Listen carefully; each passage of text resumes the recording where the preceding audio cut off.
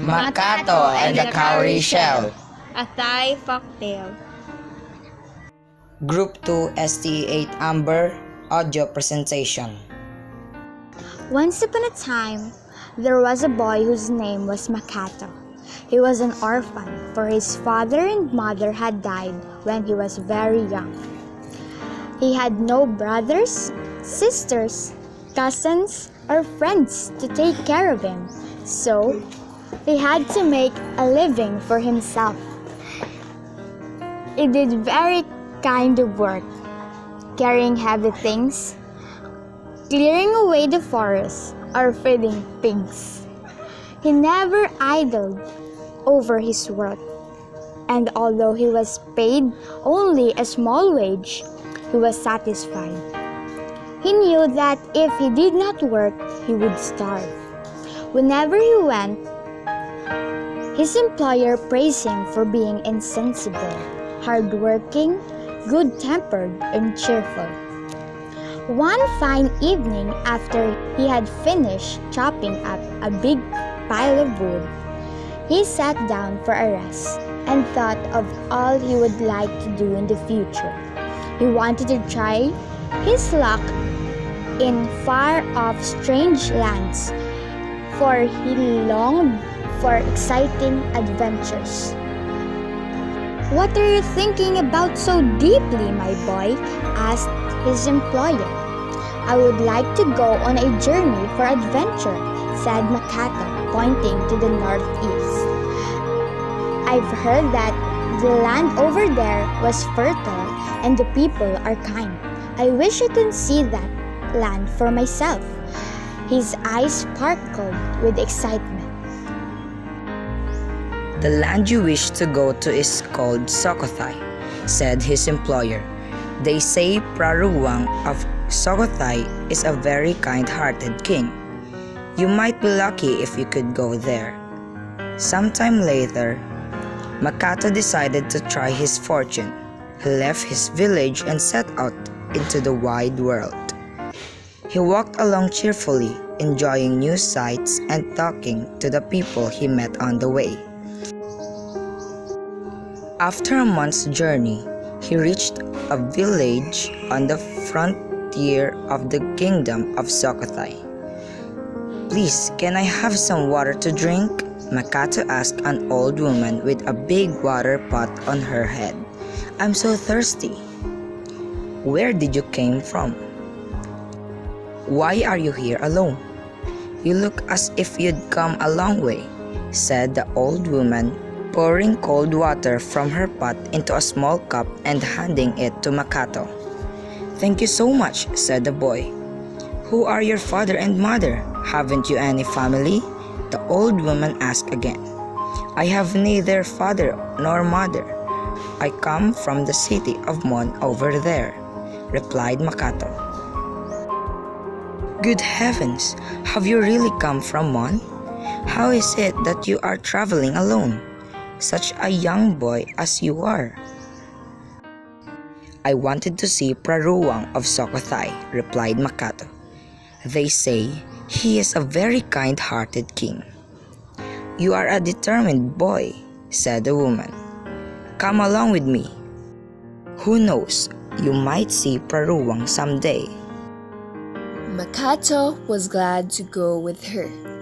If he could work for this kind woman, he would have a place to sleep, some food to eat, and perhaps someday he might be lucky enough to see the king. The old woman's husband was one of Praruwang's mahouts, which meant that he helped look after the hundreds of elephants that the king owned. Makato helped the mahout find food for the elephants and clean out the elephant sheds. He worked hard and well, and the mahout and his wife were fond of him. One day, the sky was so clear and the weather so fine that it seemed to Makato that it must be a lucky day. As he worked in the elephant sheds, a tall young man in a splendid costume, followed by attendants, came in. It was Praruwang himself. Makato bowed low at once with his hand clasped together before him. His heart beat fast. Where did that boy come from? The king asked the old mahout who was attending him. He came all the way from the city of Mon, said the old mahout, bowing. He heard so much about your majesty that he longed to see you. How old is he? 12 years old, your majesty. A good-looking and hard-working boy, said the king. Take good care of him. As the king walked away, Makato saw a little cowrie shell lying on the ground.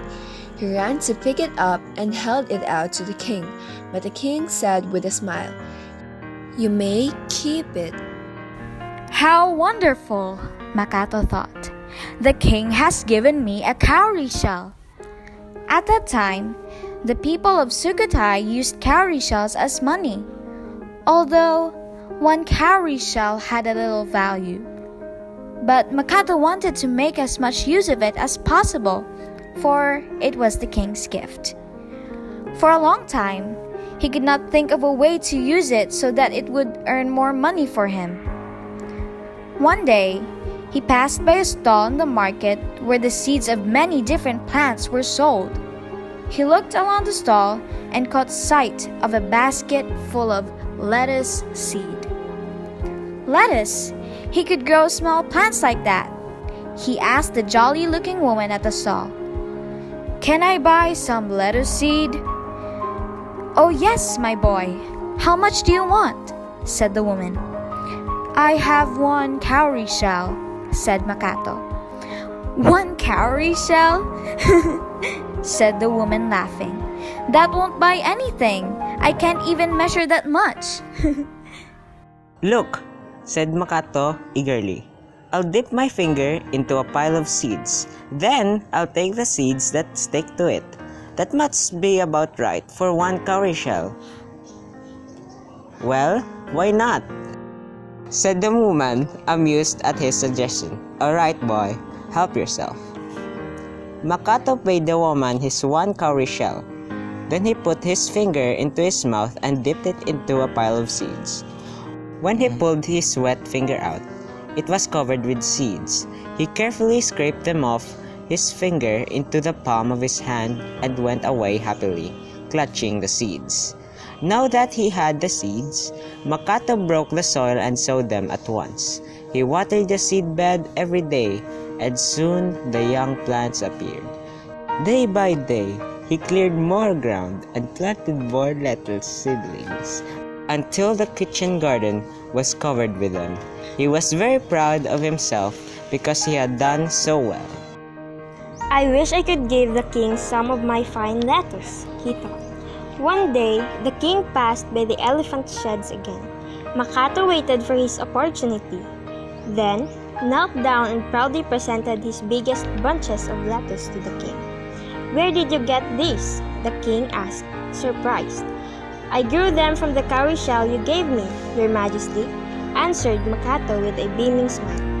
"How could you do that?" asked the puzzled king. Makato told the king the whole story. The king was impressed with his intelligence and industry, so much so that later on, he gave Makato a job in the palace. As the years passed, Makato grew tall and handsome. He mastered every grace and served the king well. He was loyal that the king trusted him absolutely. He was promoted to higher and higher positions until he was given the title of Gunwang, which meant that he was the most important person in the king's court. He was also happily married to a beautiful young daughter of the king. After that, the king made him the ruler of Mon. So, it was that Makato, who had once been a poor orphan, became the king of a prosperous kingdom. Thank you for listening. All rights reserved. ST8 Amber, September 24 to 26, 2019.